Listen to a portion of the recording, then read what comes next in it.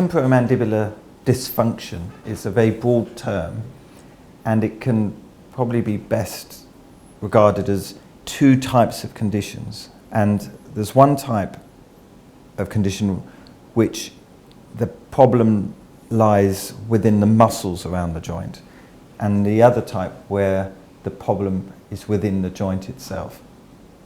Now, the first type is really a muscular problem, and that usually results from pain within the muscles, and those are the temporalis and masseter muscles.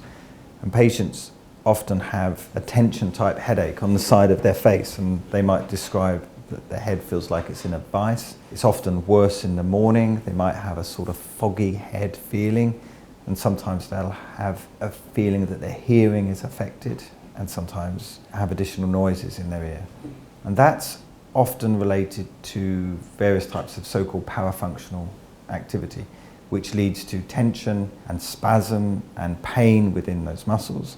They're often enlarged, they hurt when you press them, and that type of condition can usually be managed quite conservatively. The key is to find out why the muscles are tense, and if it's related to tooth clenching and grinding, which is by far the most common cause, then the management of it often involves liaising with the patient's dentist, and they'll usually start by making a type of splint.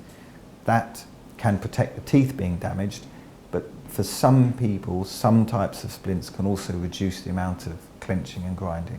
The other thing, of course, is awareness. For some people, when they become aware that they're clenching, for example, during the day when they're working on a computer, they can, by being aware of it, try and reduce that amount of clenching, and that can help a lot. Now, patients who don't benefit from those sort of very, very conservative means can benefit from injection of Botox into the muscles, and that works by preventing the transmission of nervous impulses to the muscle. So essentially blocks the nerve from telling the muscle to contract.